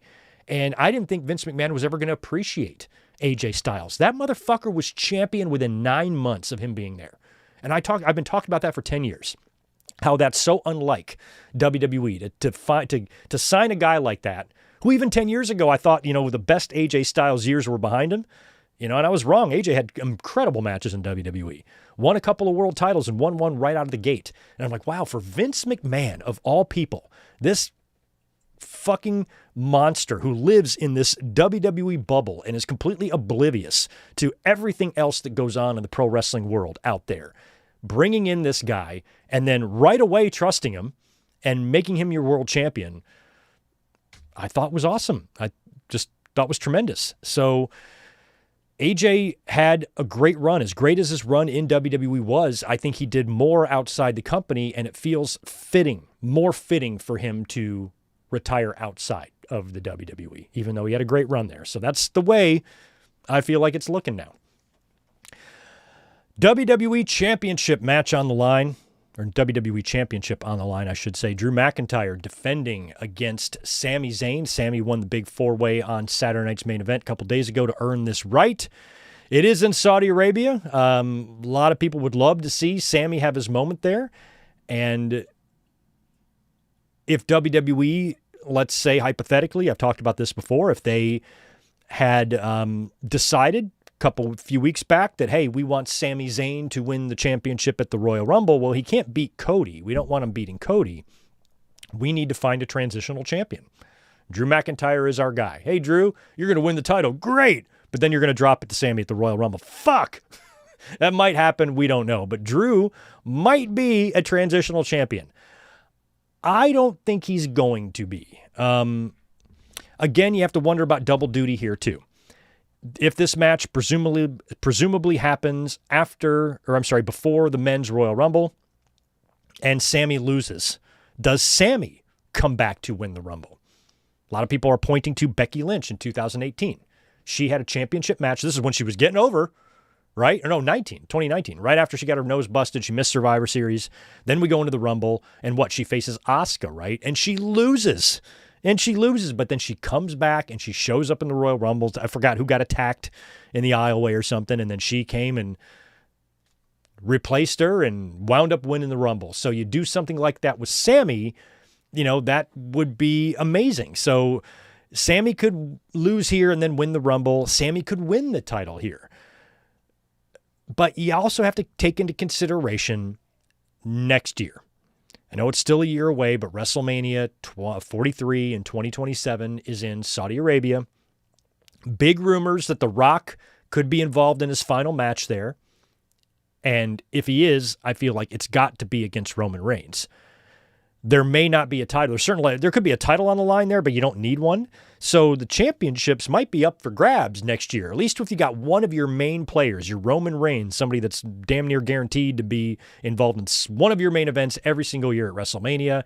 He is now suddenly working with The Rock, so you don't have to worry about him coming after a championship. So maybe what they do here is they're teasing the Saudi Arabia crowd. And don't forget, we have 2 more Saudi shows this year. There's going to be 3 in Saudi Arabia this year. There's 2 other ones. So probably that Night of Champions bullshit, and then maybe like another Crown Jewel or whatever they're doing. I don't know. But there's 2 more this year. So you can tell some year-long story with Sami and Saudi. Sami comes very, very close to winning here. They make the fans think that he's going to win the championship. And then he just falls so short. Maybe they even have him come out of the Rumble and he falls short there too. Then in the next 2 Saudi shows, you put him in some sort of match that just kind of continues the story of Sami just really wanting to win the big one. And maybe Sami even says, if I don't win the big one within 1 year, I'm retiring. And then he has his year or whatever happens. And then now you get to the Royal Rumble next year, which I don't know where it's going to be yet. Do we know? Do we know where the Rumble is next year? So you get to the Rumble next year and Sami Zayn wins the Rumble. Now he's getting the title shot in Saudi Arabia at WrestleMania, and that's where you do his moment. The only problem with that scenario is he wins the Rumble next year, you can write it down in ink because it's not going to change. Sami Zayn will win the championship at WrestleMania. Might be a little bit too predictable. So what happens? What happens this year? What happens next year? What happens at the Rumble here? And what happens in the next 2 Saudi shows before we get to WrestleMania next year with Sami Zayn? And this is all going to be, is this going to be a long 15-month journey to Sami Zayn finally getting the big one? Or is it going to happen right here in 15 hours or way more than 15 hours in 4 days at Royal Rumble? I can't see him win. I mean, I would love it. I would love it if Drew was a transitional champion, but, and it definitely is possible based on what we saw on Saturday night's main event. You got to remember, McIntyre got involved in the Cody and Fatu match, and it was never even allowed to start. And did he come out at the end of the 4-way too? Because backstage, I think Sami slapped the yellow off his teeth, and then he came out and did he come out and try? Oh, yeah, he came out and tried to attack Sami after Sami won, and Sami sidestepped him, threw him over the top rope. So McIntyre was a big part of the Cody and Jacob match. Maybe Cody and Jacob, or specifically Jacob Fatu, gets involved in this thing and maybe helps Sami Zayn win or accidentally causes him to lose. I don't know. I'm really tempted to predict Sami here, but I feel like the way the Rumble has come together, the build has been so lame. I feel like all the big moments are going to kind of be in the Rumble here, and this match is going to be Sami coming close but not quite winning. And I feel like if Sami was going to win the title here, Sami a few weeks back on Raw or whatever, what fucking show is he on? SmackDown, did mention that he wants to win the big one. He wants to win the world title. That's his ultimate goal. So we know we're going there, but it's like it came way too fast, and it wasn't this long climactic, this roller coaster ride that's leading this big climax at Royal Rumble with him winning the title. No, he just won a fucking 4-way the week before to get the title shot. Feels like if this is going to be his big moment, his big world title win in Saudi Arabia, there would be a little bit more anticipation for it. So I just can't see him winning. I'm going to go Drew McIntyre to at least walk out of the Royal Rumble with the title. Again, it might not be a full-blown victory, but I don't think it's going to be Sami walking out with the title. Because if it was, I feel like that should be the main event. If Sami was going to win the title here, that should be Sami celebrating with confetti and all that shit in Saudi Arabia and having that moment, cutting the promo in Arabic after the match and all that shit would be tremendous. But I feel like that's a main event moment, not second match moment. So I got to go Drew. I got to go Drew to retain. I would feel bad for him if he lost the title right after winning it. And I would feel bad that he was literally a transitional champion. No, we can't beat Cody. We can't have Sami and Cody. So let's have Drew win, and then Sami will just take the belt off of you so we don't have to have him take the belt off of Cody. I'm going to go Drew. Drew to retain. And at this point, I feel like Drew will go into WrestleMania as champion to face possibly a Roman Reigns, possibly a Gunther. How would you feel about a Drew McIntyre and Brock Lesnar rematch? Never got that one either, did we? Although the roles reversed. Brock was champ, Drew was challenger. So Brock wins the Rumble. Maybe it's Brock and Drew. The match that we didn't get at WrestleMania 36, we get it again, and fucking McIntyre beats him. That's heel and heel. I don't know. Probably not going to get that one. All right, so now it's time for the 2 Royal Rumble matches. We'll start with the Women's Royal Rumble. I did not see the list of women who have declared for this thing yet. I just had it here. Let me just pull it up real quick. So here are the women who have declared for the Rumble so far, according to WWE.com anyway. We've got, get out of my way, advertisement. I got a cricket advertisement in my way. Closed. Oh, for fuck's sake. Okay, let me make it bigger. Here we go. Here's who we have declaring for the Women's Royal Rumble match so far this year. Rhea Ripley, Io Sky, Bayley, Lyra Valkyria, Liv Morgan, Roxanne Perez, Raquel Rodriguez, Asuka, Jordynne Grace, Becky Lynch, Chelsea Green, Charlotte Flair, Alexa Bliss, Nia Jax, Lash Legend, Julia, and Maxine Dupree. So that is 9, 12, 15, 17 women have declared for the Rumble according to WWE.com. And a lot of those names that are in there, I can rule out a lot of them pretty quick, but you got a lot of good possibilities. I'm happy to see Becky and Charlotte in the Rumble together. I hope they mix it up. We do have Bayley in there, and Bayley, who I love. I would really want to know some contract information on Bayley. I would love to get some info on that because I'm really hoping at this point that Bayley goes to AEW.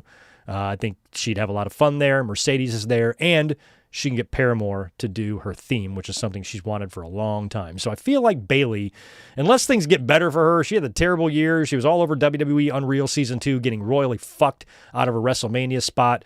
I kind of want her to go. I hope she leaves.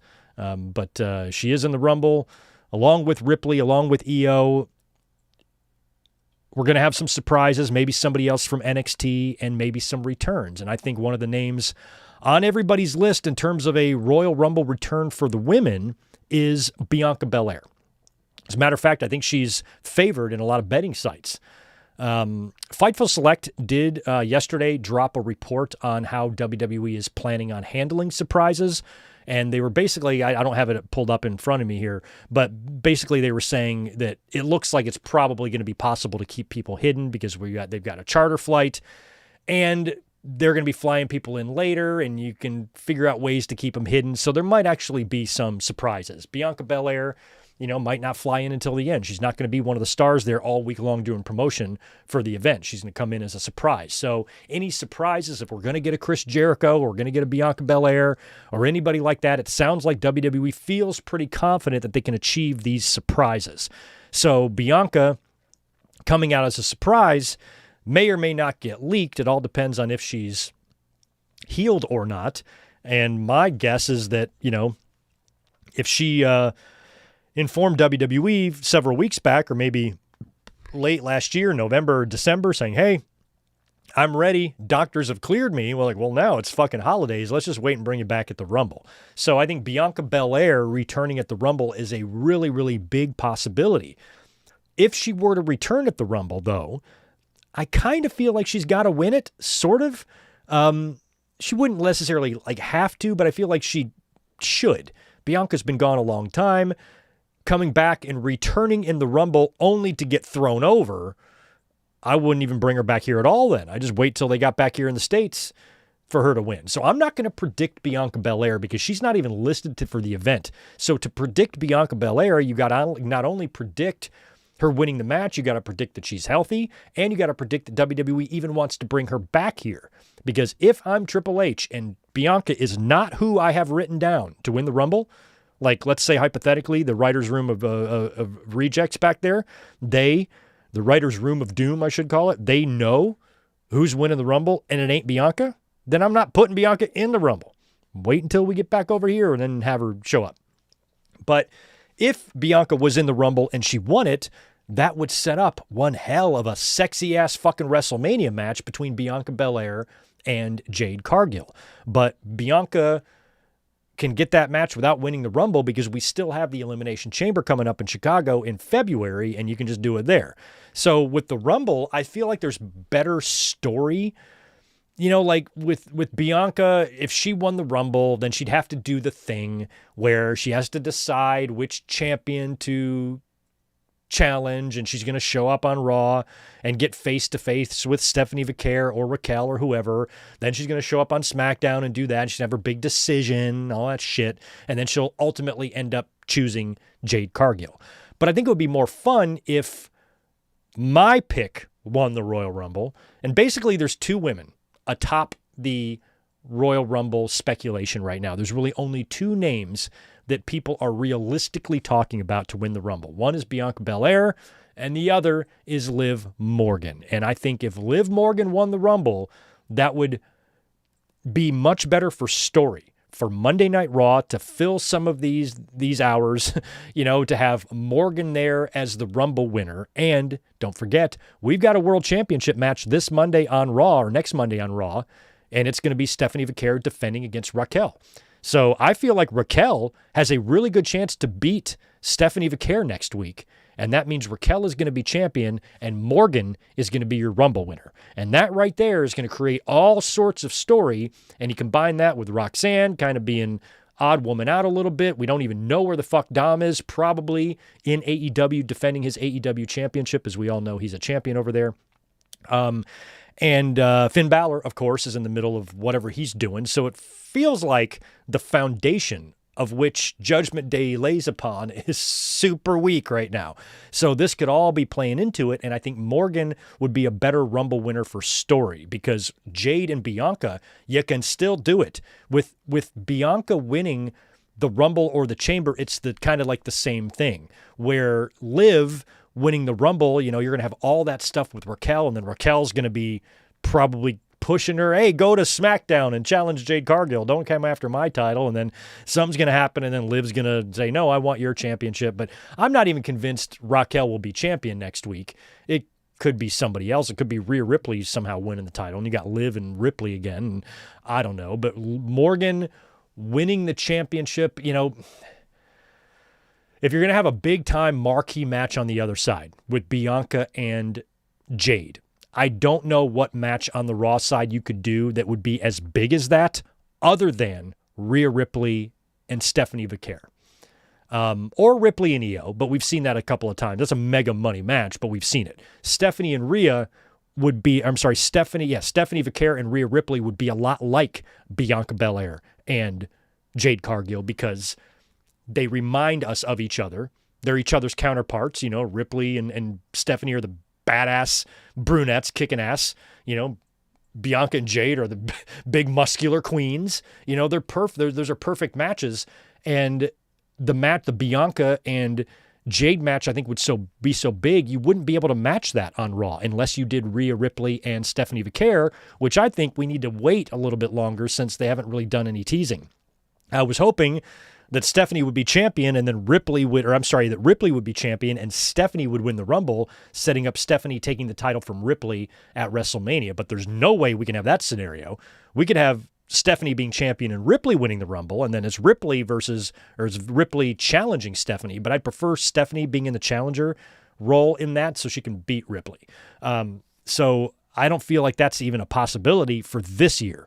Ripley and Stephanie just doesn't feel like it's a match we're going to get, I don't think.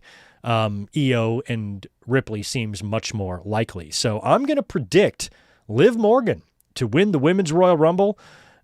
She's just my overall pick right now. Plus, if it was Bianca, she's a babyface, and spoiler alert, I got a babyface win in the Men's Rumble. So I think a heel winning the Women's Rumble would be better, and based on the field, I got to go Liv Morgan. Liv Morgan to win the Women's Royal Rumble. And that leaves us with the Men's Royal Rumble. Here's who we have declared for. I already said this earlier, but I still have it pulled up, so I might as well repeat it. Here's who is declared for the Royal Rumble so far. Roman Reigns, Cody Rhodes, Gunther, Jey Uso, Rey Mysterio, who is likely now going to be out, Dragon Lee, Penta, Braun Breaker, Bronson Reed, Logan Paul, Austin Theory, Javon Evans, and Oba Femi. Holy shit, Oba Femi. Now, I would love to see Oba Femi win. I would love it. You talk about smashing a guy over. Oba Femi wins and then challenges McIntyre because McIntyre and Oba did have that little face-off. When was that? SmackDown or something. He pushed him down, right? So Oba and McIntyre would be great. I'd love it if it was Oba, but I just don't think it's going to be. Cody and Gunther, you look at them, they were... Fill me in on Cody and Gunther's history. Were they the final two in like two Rumbles, right? I know the first year Cody won, I think he eliminated... Oh, no, I think he eliminated Punk. No, Cody eliminated Gunther, his first Rumble win, right? Then the next Rumble win was a back-to-back, right? And he eliminated Gunther last, right? And then last year it was Uso. So if it's Cody, that means Cody is going to win 3 out of the last 4 Royal Rumbles, which seems like a lot. Even Austin didn't string that much. Austin had a couple of back-to-backs, but then there was a couple of years gap before his next one.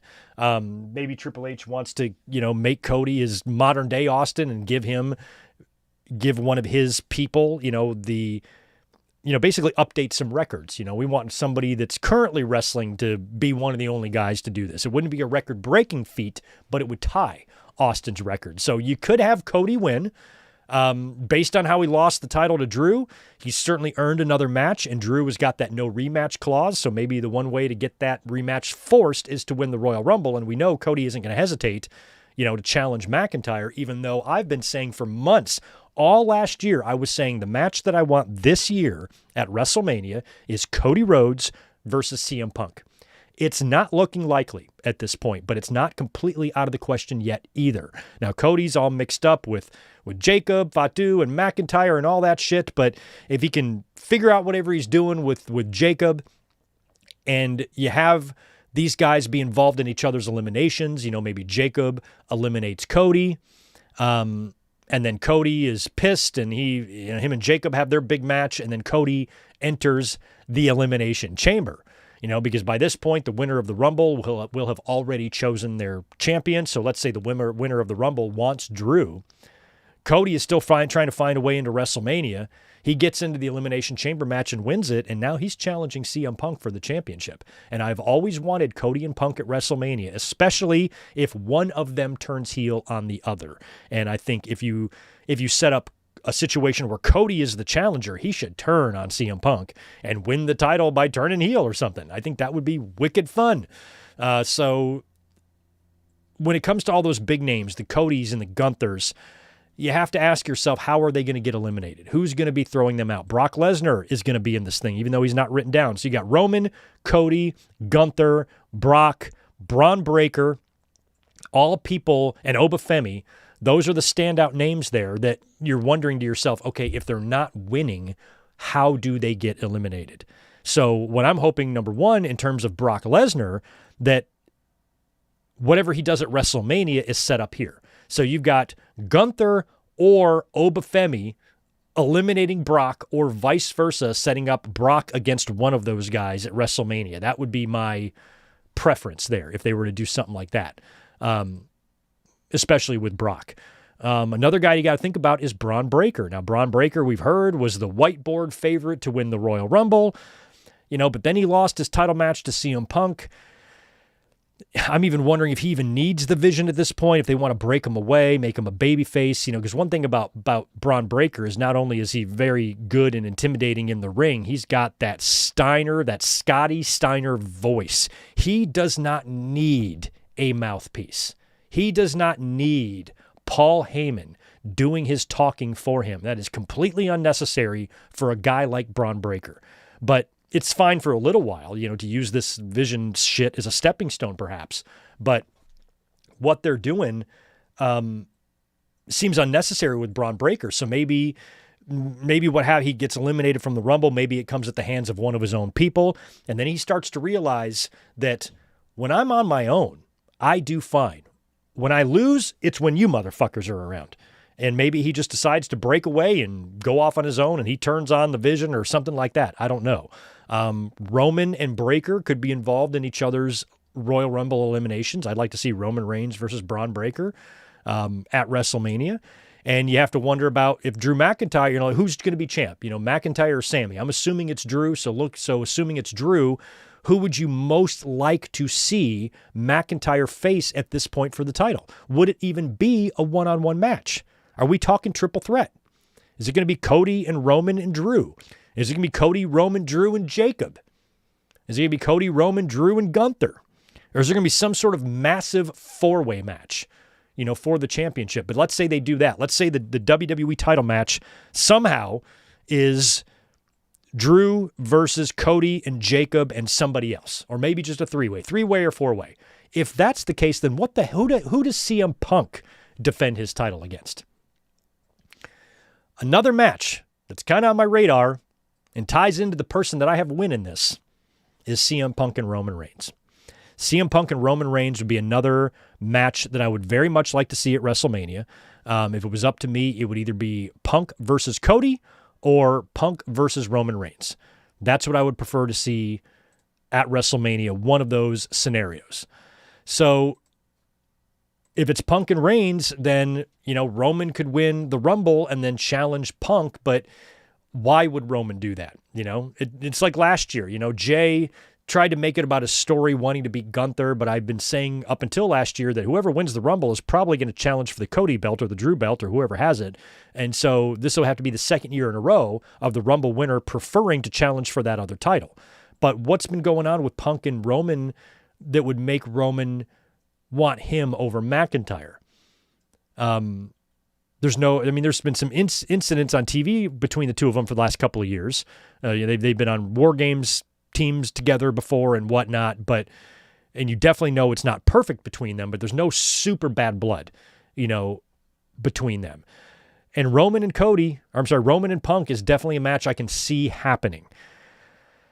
So as much as it pains me to say, I shouldn't say it pains me to say, as much as it pains some of you to maybe hear, it doesn't really pain me too much. Some of you might not like to hear this, but I'm going to predict Roman Reigns to win the Royal Rumble. I think at this point, he's the one that makes the most sense. And if it's Roman, that sets up two matches that I can live with. Believe it or not, I can live with Roman Reigns and Drew McIntyre. I've always felt like that should be so much more of a natural rivalry than it is. Now, they got a Mania match against each other in the books at 35, but like an actual rivalry. And I used to say this years ago, before Roman Reigns became the tribal chief and became the sexy beast that he's turned into. I used to say that McIntyre looked better than Roman.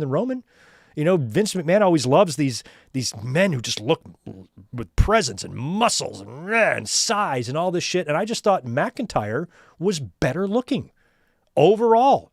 He was in better shape. He was taller. He was bigger. Some might argue he's better in the ring. But then when Roman Reigns came back as the tribal chief, that really helped put them on even footing. But when it was Shield Roman Reigns wearing that silly riot gear shit and that stupid song going up against McIntyre, I'm like, McIntyre should dominate. He should be dominating this. He looks more of what the type of WWE or type of star WWE wants than Roman Reigns does. Now I feel like they're way more equal. Roman Reigns is changed. He's got that beard now. He looks much more like a badass. He's got that crazy fucking row of chiclets. And I would be perfectly fine with Roman Reigns versus Drew McIntyre if that was the case. But I would also be fine with Roman Reigns versus CM Punk. So Roman winning the Rumble puts me in a better situation as a fan where I'm like, okay, no matter who he chooses to face, I can live with it. Like I would like to see Roman and Drew, and I would like to see Roman and Punk. But if it was Cody, I'm like, well, Cody and Punk would be great, but we already got Cody and Drew. We've had that. I don't know if you even want to see that again. And if it was Cody just simply getting the rematch against Drew and then winning the title back at Mania, that's a little bit too easily predictable for me. That's too easy of a road. I'd rather see some forks in the road, some swerves, something we weren't expecting. That's why Punk and Cody would be a really fun match. especially if it's Punk. Last year, they did the desperation thing with Ripley, right? Trying to get into WrestleMania. They do something similar with Cody here, where he falls short at the Rumble, maybe gets screwed, and he wants to find a way into WrestleMania real bad. And then his last-ditch effort is to say, shit, the only way I can get into a big Mania match now, maybe runs into Punk backstage and say, I want to be a part of a World Championship match. I didn't win the Rumble. That belt is my last opportunity, so I just want to come to you, Punk, face-to-face and tell you that I'm going to enter the Elimination Chamber, and I intend on winning it. And I would love to challenge you for that belt, and maybe they have a nice little love fest there, and then there's a big heel turn that culminates at the show. But, what is the Night 2 main event going to be? Let's say the two matches are McIntyre and Roman and Cody and Punk. Both of those can make a case for the Night 2 main event. I don't know how you decide. That's why I think a multi-man match in one of these two championship matches is possible. That way you can give yourself a reason to make that the Night 1 main event.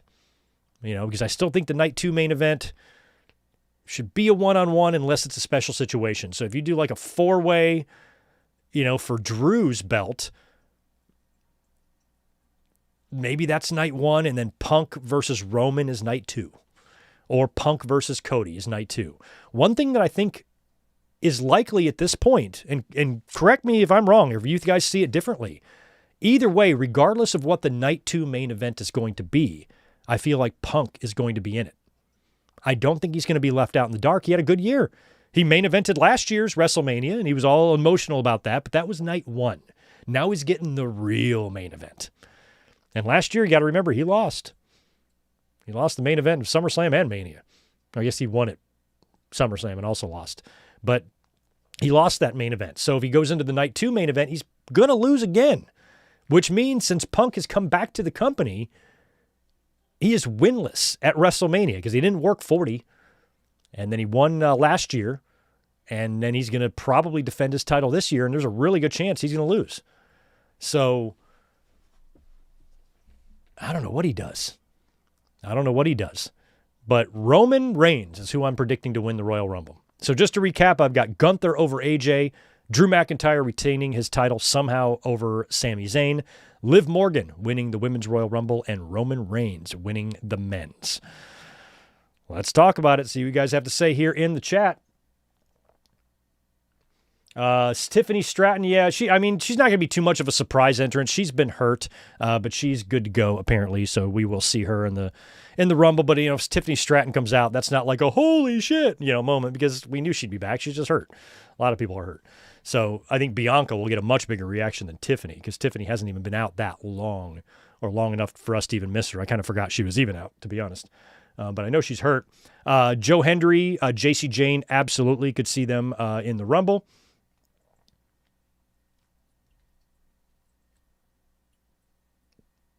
Yeah, Rhea announced her decision to go after Charlotte's title. Yeah, but those belts are different, though, than the world and the men's one. And plus, that was that belt morphed into, that was the blue belt, right? Wasn't that the SmackDown title? And then that one morphed into what the world title was, didn't it? Didn't they just rename it? The world title, and Ripley kind of inherited that? Is that how it went down? I don't remember. But that's different to me than what the men's world titles represent in that situation.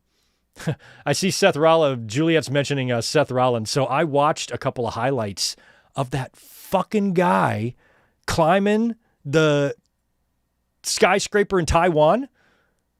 And he's the one, he climbed the cliff. He's the dude, Netflix documentaries. And I saw it. And I remember when the cliff one happened a while back. And just whenever I watch highlights or watch clips of that, my hands sweat. I am so nervous. I'm not afraid of heights. I'm up in my in my house right now and up on the top floor, but I'm not afraid of heights like this. I'm afraid of standing up on a ladder or being on a roof or something something I can fall off of. I'm terrified of heights, and watching that shit is so freaky. So it aired a few nights ago. So I was looking online the night that it happened. I think I was at work, and I'm like, did he survive? And he did. He climbed it. He lived. Everything was fine.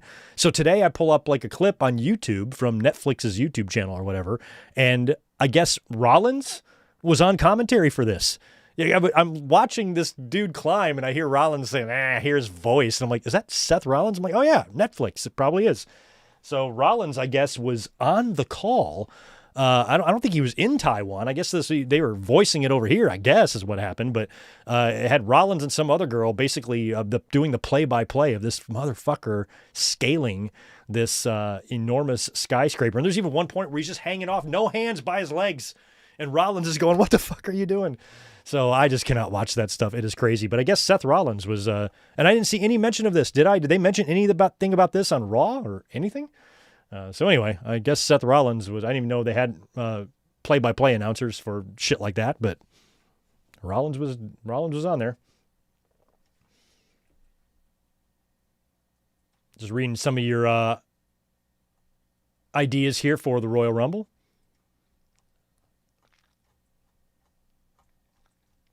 Trying to find our super chats. There's one. I got one earlier from Garrett Osborne. Thanks, bro. Since I'll be here, thanks for the 5. Since I'll be here in spirit, on Saturday, who do you predict will be random mystery entrants for the Royal Rumble matches? I don't really know. Obviously, the people who are injured, the Biancas and the Tiffany's, they're going to be on the list. NXT already got rated, so the Oba Femis and the Lash Legends and who else recently? Who am I forgetting? Why am I forgetting like 5 other guys?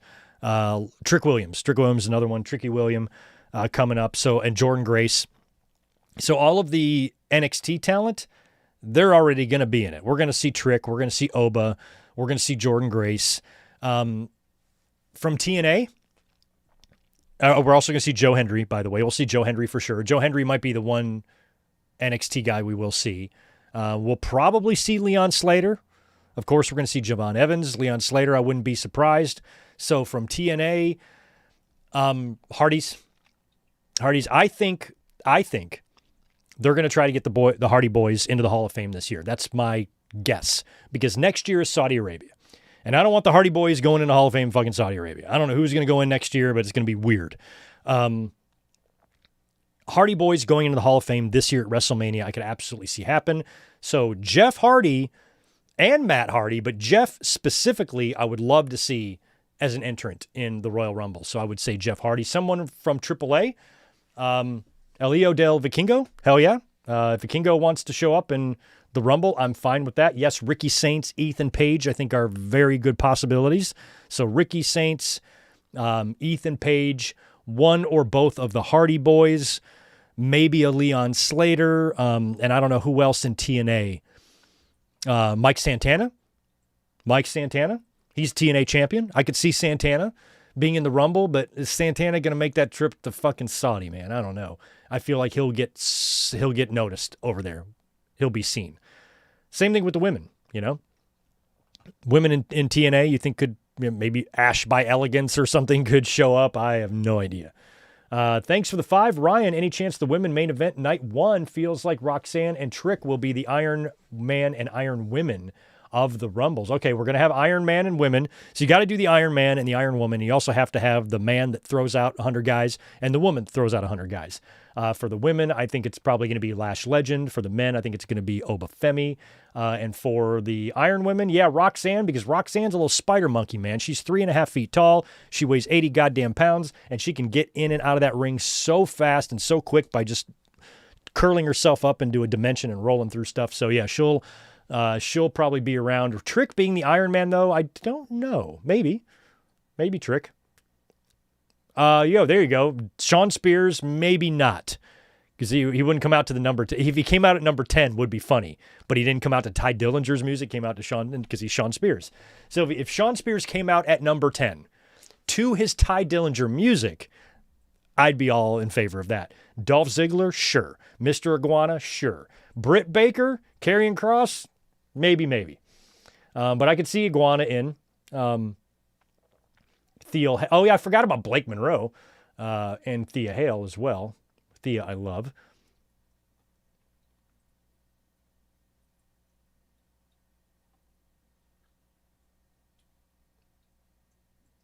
Balor and Punk. Yeah, I could see Balor versus Punk at the Chamber in Chicago.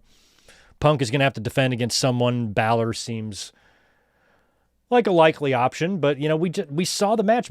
Balor had home field advantage in Belfast, lost clean. So I don't know if you even do that match again, but it feels like we're going to get one based on what happened last night. Could be the anonymous Raw general manager, the one phoning up Adam Pearce. Sure, bring back the fucking laptop. My God.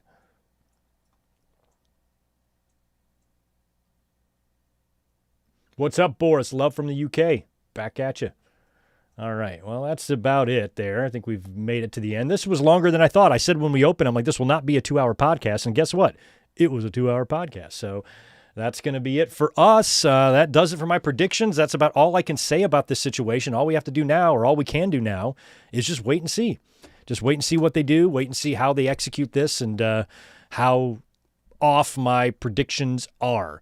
I would like to do the charity predictions thing again this year with Ruben if he's into it, but he was the one that kept track of all of my predictions last year. I think I went 139 and 40 or something like that. And then we donated that dollar amount to charity, which we did Sammy for Syria this year. So maybe we'll pick up another one, pick a new one for next year, and maybe we'll increase the dollar amount on that as well. But I'm not sure if I'm going to do too good here since this is only a 4-match card, and I might be starting out the year with a losing record predictions-wise if these matches don't go my way. All right, guys, that's going to do it for this evening. If you do watch NXT, it goes live in about 10 minutes. Enjoy the show. And unless you see me later on this week in the form of a YouTube short or a Patreon video, the next time you're going to see me is Saturday for the Royal Rumble. So the link is already up for the watch-along. We'll be up early watching that, and we'll watch the Rumble. We'll stick around and review it, and Saturday will be a nice early day. So we will be here for a full-blown watch-along of the Royal Rumble. And also, I have to put up the link for this Sunday's watch-along as well, which I think we're going to continue on with the Vault watch-along for at least one more week. But I am going to be putting up a post in the tab today for the members to where we can start talking about that so I can get my plans in place for Sunday. So going to be a big weekend here on the channel. And I thank you guys for being with us this afternoon. Have a great rest of your Tuesday. And if you're watching this, like I said, on demand, drop a comment down below and let me know all of your predictions and your ideas and everything you think might happen at the Rumble.